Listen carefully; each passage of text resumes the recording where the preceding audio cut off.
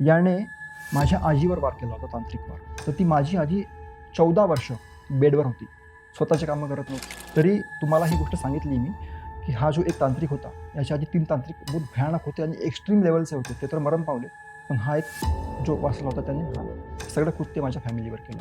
आणि मग त्याच्या हातावर तो कापूर ठेवायचा आणि कापूर जाळून खाऊन झोपून जायचा. त्याला पकडायचे लोकं. फिमेल भूत ती कुठेतरी मिळते, तिला आपल्या घरी आणतात आणि तिची पूजा वगैरे करून तिला नैवेद्य टाकतात आणि सगळं काही करतात आणि तिच्याकडून डिमांड करतात की तू मला. आणि जशी बाहेरून घरामध्ये प्रवेश करते तर एक फिमेल जे माहीत नाही कोण होती, तिने हिरवं पातळ घातलेलं होतं आणि ती सरळ उठून म्हणजे घरातून निघली आणि सरळ बाथरूममध्ये चालली गेली. नमस्कार मित्रांनो, मी तुमचा मित्र वीरेंद्र मोहिते पाटील आणि तुमचं स्वागत आहे आपल्या मिस्ट्री टॉक्स या चॅनलवर. तर आजही आपल्याकडे जे पाहुणे आलेले आहेत त्यांच्यासोबतही काही अनुभव घडलेले आहेत. तर चला त्यांच्यासोबत गप्पा मारूयात, त्यांच्यासोबत घडलेले अनुभव ऐकूयात. नमस्कार सर. नमस्कार. काय आपलं नाव? माझे नाव कृणाल भोयर आहे. कुठं राहता सर सध्या तुम्ही? सध्या मी पुण्यामध्ये हडपसर या ठिकाणी राहतो. बरं, आणि मूळ गाव कुठलं? मी सध्या नागपूरचा आहोत तसा आणि जॉबसाठी मी पुण्यामध्ये आलेलो आहे. बरं, आणि ॲज अ प्रोफेशन काय करता तुम्ही? मी प्रोफेशनली ॲज अ एक IT प्रोफेशनल आहे, सॉफ्टवेअर इंजिनियर आहे एका MNCमध्ये पुण्यामध्येच. आणि यासोबतच माझं एक यूट्यूब चॅनलसुद्धा आहे ज्याचं नाव आहे हॉन्टेड सोल्युशन. आणि यामध्ये काय असतं की ज्या लोकांनी हॉन्टेड गोष्टी अनुभवलेल्या आहेत त्या गोष्टींना मी माझ्या चॅनलमध्ये सांगत असतो आणि त्यांना कशाप्रकारे सोल्युशन मिळालं. तर माझ्या चॅनलचं नाव आहे हॉन्टेड सोल्युशन. तर मी सोल्युशन कसं मिळालं त्याबद्दलच बोलत असतो आणि जे त्यांनी दुःख आधी भोगितले, म्हणजे जे दुःख भोगले ते सांगत असतो. बरं, आता ह्याच्या व्यतिरिक्त तुमच्यासोबत पर्सनली काय अनुभव घडलेत का? हां, माझ्यासोबत काही अनुभव घडलेले आहेत, तर मी तुम्हाला सांगू इच्छितो. बरं, पहिला अनुभव काय होता आणि सुरुवात कशी होती या अनुभवाची? तर याआधी तुम्हाला माझा एक प्रश्न आहे.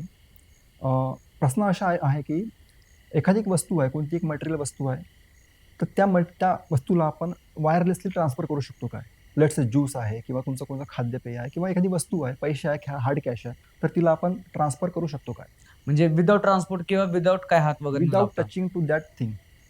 नाही, तसं तर काय मी आतापर्यंत ऐकलेलं हां, नाही. तर तेच मी तुम्हाला सांगणार आहोत, की अशी गोष्ट, अशी टेक्नॉलॉजी आपल्या भारतामध्ये एक्झिस्ट करते आणि मी या माझ्या अनुभवामध्ये तुम्हाला हे सांगणार आहोत.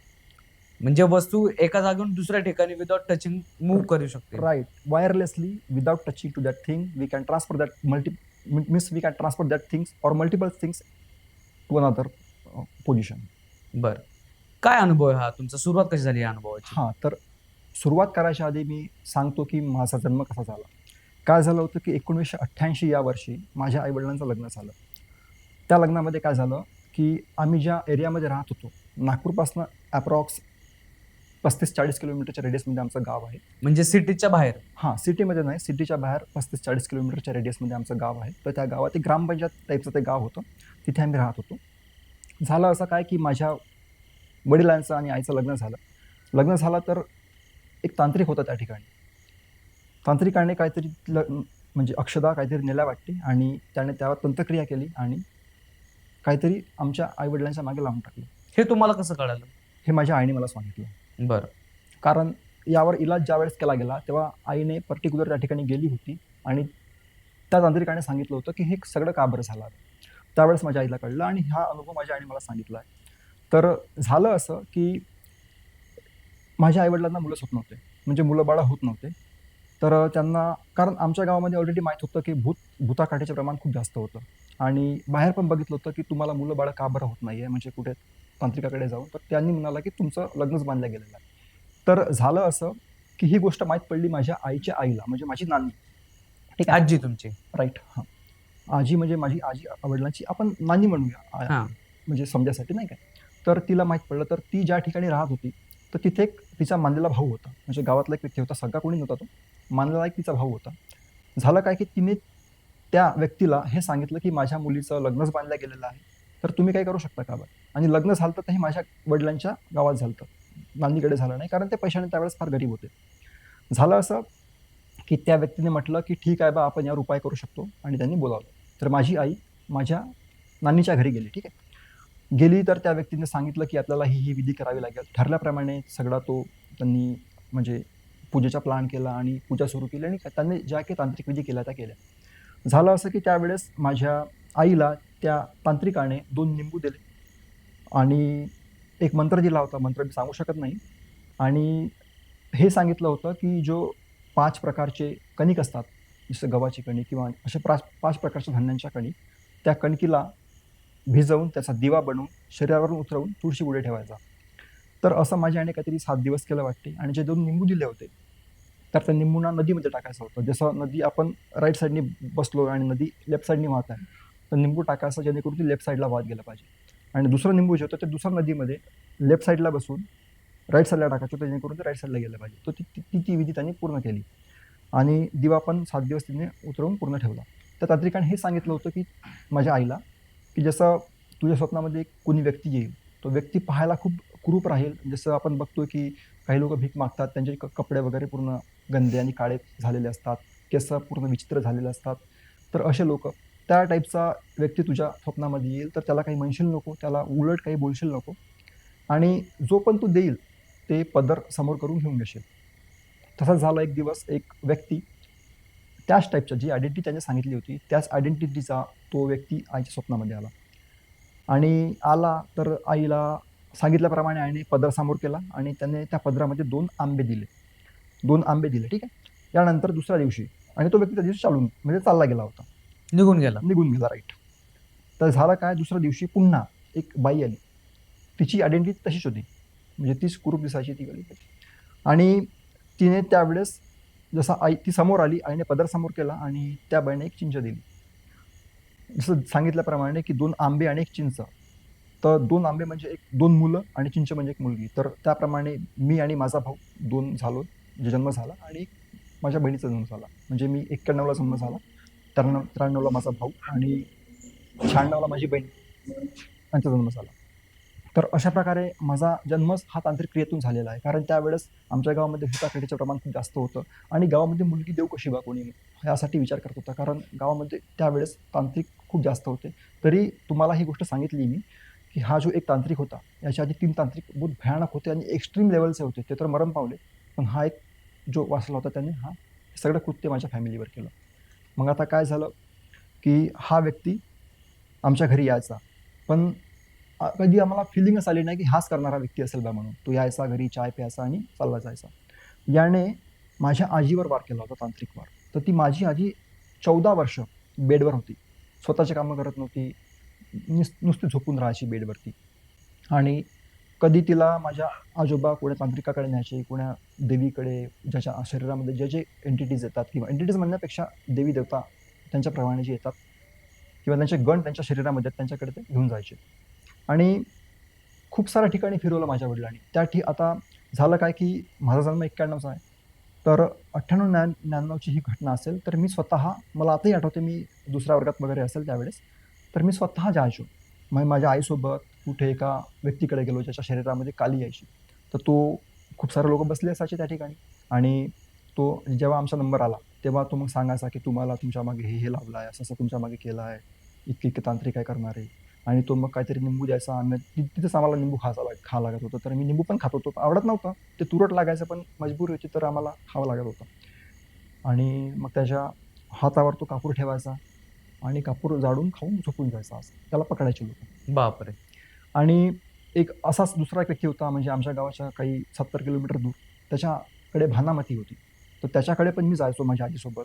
तेव्हा मला आता पण आठवते, कारण आम्ही बस स्टॉपवर वाट पाहत असायचो आणि त्याच्याकडे जायचो. तो अक्षता द्यायचा, तांदूळ आणि ते तिथे केलं असं, म्हणजे असे खूप सारे आम्ही प्रकार करून बघितले. आणि माझे आजोबा म्हणायचे त्यावेळेस, की मी या आजीवर इतका पैसा खर्च केला आहे, की मी 5 मंजिल बिल्डिंग बांधली असती. इतका पैसा त्यावेळेस माझ्या आजोबांनी खर्च केला. आणि आमच्या घरी जसं हा झाला आमच्या फिजिकली, म्हणजे जे अटॅक झाले आतापर्यंत आमच्यावर, हे फिजिकली, मेंटली आणि इकॉनॉमिकली झाले. प्लस या व्यतिरिक्त आणखी पण अटॅक झाले.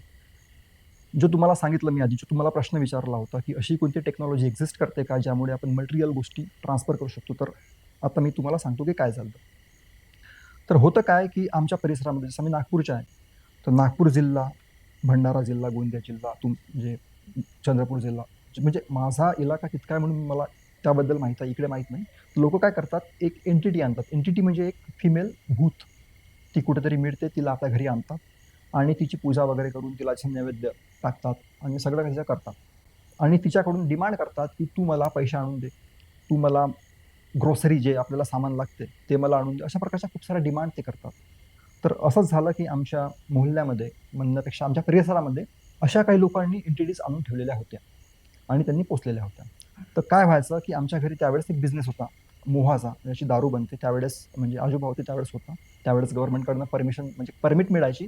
त्यानुसार आमचा तो बिझनेस चालायचा आणि पैशांचा फ्लो ठीकठाक होता आमच्या घरामध्ये. प्लस एक साईड बाय साईड एक किराणा दुकान पण होतं. तर व्हायचं काय की जो आमच्या घरी पैसा यायचा तो पैसा टिकत नव्हता. तर का बरं टिकत नव्हता?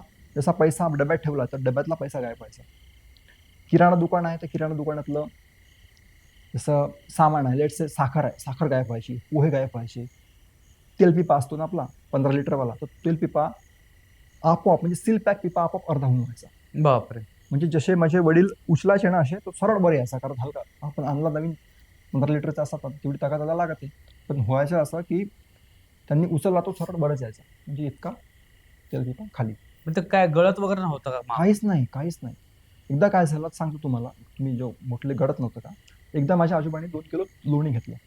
लोणी घेतलं, माझ्या आईला दिलं आणि तिने गॅसवर तूप बनवायसाठी ठेवलं.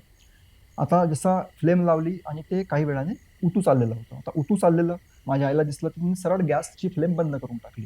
फ्लेम बंद केली तर थांबायला पाहिजे, पण थांबायचं काम नाही. तो कंटिन्युअसली फ्लो होत होता बाहेर. पण जरी गॅस जरी बंद केला ना तरी ते एक 4-5 सेकंद तरी वरती येतच गॅस बंद केला तरी. हां, 4-5 सेकंद. मान्य आहे तुमचं. त्याला उचलला, खाली ठेवला. आता खाली ठेवला तर नाही का तर 10 सेकंद तरी पकडून चाला. झाले असेल. थांबायला पाहिजे ना? हो. नाही. तो कंटिन्युअसली खाली ठेवला तरी तो फ्लो सुरू होता. बापरे. उतू जसं दूध कसं उतू जाते आपलं, त्याप्रमाणे तो फ्लो सुरू होता. खूप वेळ झाला, खूप वेळ झाला. तो फ्लो बंदच होत नव्हता. मग थोड्या वेळाने बघते तो शांत झाला तूप. कारण त्यावेळेस आमच्या त्या भांड्यामध्ये होता थोडंसं एक वाटी पण नसेल, थोडंसं एक तूप उरलेलं होतं. आता जो ऊत खाली गेला, तर खाली तर जमीन म्हणजे त्यावेळेस फरशी होती ना, तर फरशी भरायला पाहिजे ना, डाग तर पाहिजे ना. फरशीवर डाग पण नाही. पूर्ण तूप गायब. बापरे. ही तीच एंटिटी होती जी आमच्या परिसरामध्ये एकाने पोचलेली होती. तर अशा प्रकारे अटॅक व्हायचे. एकदा काय झालं की माझी आई बाहेरून आली आणि जशी बाहेरून घरामध्ये प्रवेश करते, तर एक फिमेल जे माहीत नाही कोण होती, तिने हिरवं पातळ घातलेलं होतं आणि ती सरळ उठून म्हणजे घरातून निघाली आणि सरळ बाथरूममध्ये चालली गेली. माझी आई जशी एंट्री करते तसं तिला दिसतं ती बाई, कोणतरी अननोन बाई आपल्या घरामध्ये आली आहे. कारण त्या दिवशी कोणी पाहुणे आले नव्हते, काही नव्हतं. तर हिला विचार पडला की ही कोण व्यक्ती आपल्या घरात आलेली आणि इकडे कोण गेली बा? तर तशीच घरात न जाता ती तिच्या मागे जाते बाथरूममध्ये, तर बाथरूममध्ये कोणीच नव्हतं. तर ती फिमेल एंटिटी तिकडेच गेली जिकडे त्यांचं घर होतं, ज्यांनी ती पोसून ठेवलेली होती. तर ही दिसली आम्हाला. यानंतर पण ही फिमेल एंटिटी माझ्या आजीला पण दिसलेली होती रस्त्यावर. आणि आणखी एक किस्सा सांगतोय की जसं आमच्या घरी पैसे जायचे आणि खूप सारं सामान जायचं, यामुळे आम्हाला इकॉनॉमिकल खूप लॉस होत होता. आणि काय झालं एकदा, ती जी फिमेल एंटिटी आहे ज्यांच्या घरी होती, त्यांच्या घरी आम्ही जसं मुलं खेळता खेळता एक दिवस बसलो होतो आणि त्यांच्या घरी लहान मुलगा होता. तर लहान मुलं खोटं तर बोलत नाही.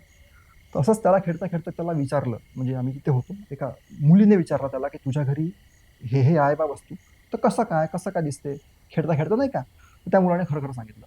त्याने सांगितलं की ही म्हणे आमच्या घरीच राहते म्हणे, पांढऱ्या रंगाची साडी घालून राहते म्हणे. तुम्ही येता तेव्हा तुम्हाला दिसत नाही म्हणे, पण ती आमच्या घरच्या लोकांना किंवा मला दिसते म्हणे. आणि माझे वडील तिला फक्त पैसे आणायला लावतात म्हणे आणि ती आम्हाला पैसे आणून देते म्हणे. तर त्या मुलगाने क्लिअर कट सांगितलं. त्या दिवशी आम्हाला माहीत पडलं की ही एंटिटी म्हणजे क्लिअर झालं आम्हाला की ही एंटिटी काय आहे. आता मग ज्यावेळेस तुमच्या घरात ते लोणी उतू गेलं त्याच्या पुढे झालं काय मग? झालं असं की हा खेळ थांबलाच नाही, हा कंटिन्यू सुरूच होता. म्हणजे एक वेगवेगळे तुम्हाला अनुभव येत होते अनुभव घरात? येत होते, राईट. कारण ती फिमेल एंटिटी जी आमच्या घरी यायची ही एकच नव्हती. दुसऱ्याने पण एक फिमेल एंटिटी स्वतःच्या घरात ठेवली होती, पण ती पण आमच्या दुकानातलं सामान न्यायची. एकदा काय झालं तुम्हाला सांगतो, आमच्या देवपाट राहते, खूप सारे देव होते आमचे, म्हणजे दादा परदादापासून खूप सारे देव, छोटे छोटे त्यांना शेंदूर लावला, इतके मोठे मोठे केले होते. तर एकदा चांदीचा नाग होता देवपाटामध्ये, तर तो चांदीचा नाग गायब झाला. तर माहीत पडलं की चांदीचा नाग नाही आहे बा त्या देवपाटामध्ये. तर अख्खं घर धुवून काढलं, शोधाशोध पूर्ण ठिकाणी करून टाकलं, मिळालंच नाही. पण जेव्हा 7 वाजता आम्ही आरती करायचो घरी, त्या आरतीच्या वेळेस बरोबर तो नाग त्या देवपाटामध्ये येऊन तयार होता. बापरे. आता हे झालं कसं काय? यासाठी शोध घ्यावा म्हणून माझ्या घरचे लोक, काही आजी एका व्यक्तीकडे गेली ज्याच्याकडे एक शक्ती होती, जो बघत होता की कुठे काय नाही का, ते लाईटचे कोणाकडे तंत्र मंत्र असतात त्यानुसार ते बघत होते. तर त्याने सांगितलं की हा जो नाग आहे हा तिनेच नेला होता. त्या फिमेल एंटिटीचं नाव आहे कुसरी. आता तुम्ही होऊ शकेल तुम्हाला माहीत नाही याबद्दल, कारण आमच्या एरियामध्ये ही एंटिटी फार फेमस आहे. कारण लोक हिला पोसून ठेवतात आणि अख्ख्या गावांना माहीत आहे की हे असं खेळ चालतंय बा म्हणून. तर तो नाग येऊन आला. तर का बरं आला बा? कारण त्या व्यक्तीने सांगितलं, जर त्या व्यक्तीने म्हणजे ज्यांच्या घरी तो नाग गेला होता, त्या एंटिटीने नेला होता, तर त्यांनी जर ठेवला असता तर ते पूर्णपणे बर्बाद झाले असते पैशाने वगैरे, नाही का. म्हणून त्यांनी वापस आणून दिला. म्हणजे जे तुम्ही मला पहिले सांगितलं होतं की विदाऊट काय टच करता ते ट्रान्सफर करायच्या हा, गोष्टी, ही त्यातला टेक्निक. तो टेक्निक होती, तो प्रकार होता. राईट. झालं असंच, कारण हे एकच नव्हतं. आता हे मी तुम्हाला सांगितलं, यांचे खूप सारे करामात आणि किस्से माझ्या मूल्यात झालेले आहेत. जसं माझा शॉर्टमध्ये सांगून देतो, कारण ही गोष्ट निघलीच आहे. जसं माझा मित्र आहे, घरासमोर राहतोय, तर त्याला फायनान्शियली पूर्ण वीक करून टाकलं होतं. पूर्णच्या घरचा पैसे गायब व्हायचे, त्याच्या घरचा भात, त्याच्या घरच्या पोळ्या गायब व्हायच्या, त्याला अन्न पुरत नव्हतं. बरं, हे तर तुम्हाला भरपूर वेगवेगळे अनुभव तर घरामध्ये येत होते. ह्याच्यानंतर झालं काय पुढं? हां, तर आता तुम्हाला सांगितलं की माझ्या घरी म्हणजे म्हणजे माझे वडील, आजोबा आणि काका या तिघांवर वार केलेत. तर वार असे केलेत की यांना म्हणजे आम्ही बाहेर बघितलं गेलं. म्हणजे आजोबा जे होते माझे, त्यांना बेडवरचा करून टाकलं होतं. त्यांना उचलायला मिनिमम 2 लोकं लागत होते. ते बेडवर सगळं आपलं करत होते. आणि काकावर पण वार केला आणि वडिलांवर वार केला. त्यावेळेस झालं असं काय की माझ्या वडिलांना चिखली झाली. चिखली म्हणजे आपल्या पायाच्या बोटामध्ये जे छोटंसं होतं ना, जखम. तर त्यामध्ये पूर्ण बोट शिरत होतं. बापरे. कारण हे नॉर्मल जर चिखली असती तर असं नसतं झालं, पण ते तांत्रिक क्रियामुळे केलेली जखम होती. तर मग आता कुठेतरी उभा शोधावा म्हणून तर माझे आई-वडील जिथे जमेल तिथे आपलं काम म्हणजे फिरायचे, की पण तांत्रिकाकडे किंवा कुठे आराम मिळेल बा. एकदा काय झालं, की पंढरपूरची वारी होती. 1999 ची गोष्ट असेल ही. पंढरपूरच्या वारीमध्ये आले आणि माझी आई रडून सांगायची. जिथं कोणी देव भेटेल त्याला रडून सांगायची, की आमचं दुःख दूर करा. कारण खूप आम्ही बेजार झालेलो होतो. पैशाने, तब्येतीने, सगळ्या गोष्टींनी.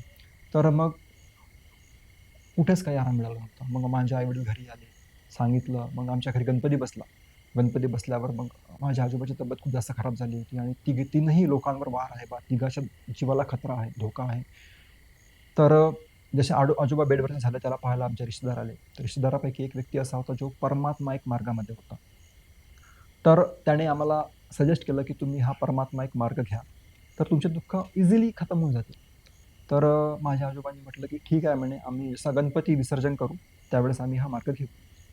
तर झालं का, की गणपती विसर्जन केलं. दुसऱ्या दिवशी आजोबा, ज्यांना उचलायला मिनिमम 2 लोकं लागत होते, ते स्वतः उठून आपले कामं-वामं सगळे परत करायला लागले. तर हा चमत्कार झाला कसा?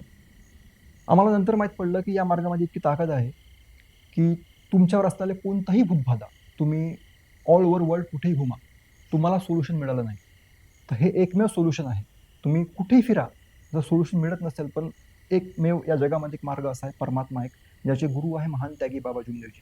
इथे तुम्हाला 100% गॅरंटी आहे आराम मिळून जाईल. कारण या मार्गामध्ये कोणत्या प्रकारची भूतबाधा तुम्हाला टच पण नाही करू शकत. किती दिवसामध्ये तुम्हाला रिझल्ट आला या सगळ्या गोष्टींचा? हां, जसं काल बोललोय, म्हणजे गणपती बसला होता, त्यावेळेस बोललोय आणि फक्त शब्द दिला, की आम्ही मार्ग घेऊ.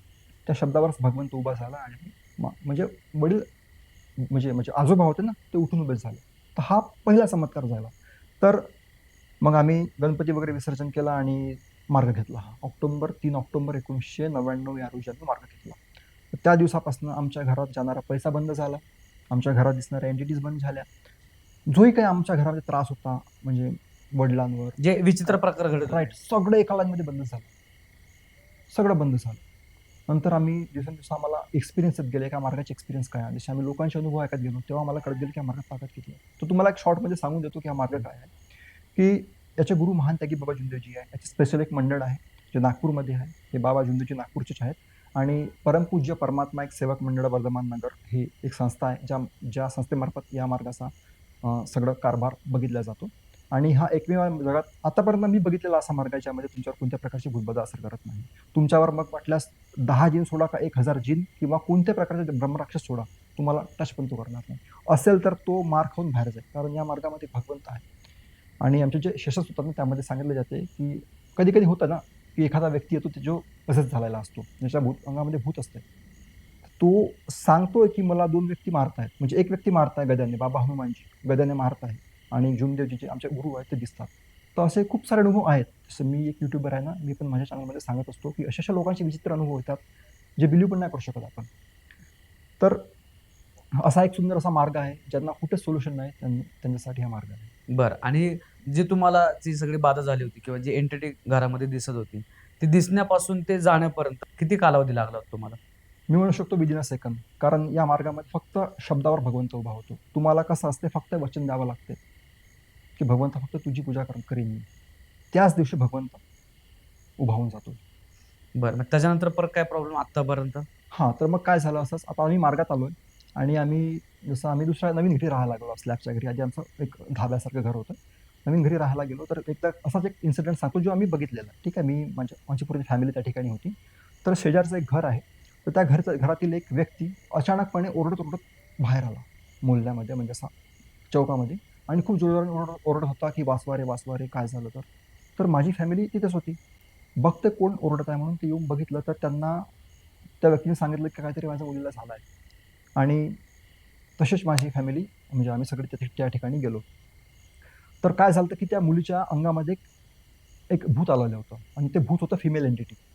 तर माझी आजी तिथेच होती. आता माझी आजी म्हणजे स्ट्राँग होती अशी, म्हणजे कारण या गोष्टींना भिवत नव्हती. कारण आम्ही मार्गामध्ये आहोत. या गोष्टींना मार्गातील लोकं तर सहसा भित नाही. तर माझी आजी स्ट्राँग होती त्या ठिकाणी. तर माझी आजी तिच्याजवळ गेली, तिची करंगडी पकडली, आणि झालं तर काय, की त्या ओरडण्यामुळे संपूर्ण मोहल्ला जमा झाला होता, आणि खूप सारे लोकं त्या ठिकाणी आलेले होते. तर एक व्यक्ती होता, त्याने केस पकडले, माझ्या आजीने करंगडी पकडली, आणि तिला विचारलं, की "तू सांग कोण आहे?" सांगायलाच तयार नाही. मग तिला धमकी दिली, "तुला चमड्याच्या चप्पलनं मारीन, सांग कोण आहे तर." तेव्हा ते कुठेतरी तिने सांगितलं, की "मी," म्हणे, "म्हणजे तू कुठली आहे बा, आणि का बरं आली?" तर ही म्हणे, ती एंटिटी म्हणत होती त्या मुलीच्या तोंडातून, कारण त्यावेळेस त्या मुलीचं हालत अशी झाली होती, की तिच्या मान इकडे आणि बॉडी इकडे, आणि कोणतरी दाबत आहे प्रेशरने. ते तिला फील होत होतं, आणि ते बघत होतो आम्ही डोळे. तर तिची करंगडी पकडली. आजीने विचारलं तिला, की "तू का बरं आली?" म्हणे. तर ती म्हणत होती, की ही मुलगी म्हणे सकाळी 5:00-5:30चा टाईम होता. आरती घेऊन जात होती म्हणे दुर्गादेवीच्या मंदिरात. त्यावेळेस नवरात्र सुरू होते, आणि ही मुलगी आपली आरती घेऊन दुर्गादेवीच्या मंदिरात जात होती. तर मला ही दिसली म्हणे, मला आवडली म्हणे, मीला पकडलं. ठीक आहे, मग आता पकडलं, मग आता नवीन समोर काय करशील तू? तर म्हणे, "मी झाडाला खाईल, झाडाच्या हवाला खाईल, आणि एक सुंदर बाई दिसते म्हणे इथे, तिला खाईल." कारण त्या ठिकाणी खूप बाया वगैरे जमल्या होत्या त्यांच्या घरामध्ये. तर त्यावेळेस तिने असं म्हटलं, की "तिघांना मी खाईल." तर मग "तू कुठली आहे?" म्हणे. तर तिने सांगितलं, तिने ॲड्रेस सांगितला प्रॉपर, की "मी या व्यक्तीच्या घरची आहे, आणि मला हिला न्यायचं आहे." तेव्हा आम्हाला क्लिक झालं, कारण ही तीच एंटिटी होती, जी गोष्टी ट्रान्सफर करते म्हणाली. कारण ही एंटिटी पोहोचणं इतकं इझी नाही आहे. ही जीव पण मागते काही दिवसांनी. होऊ शकते तुमचा जीव तुमच्या घरातला खाईल.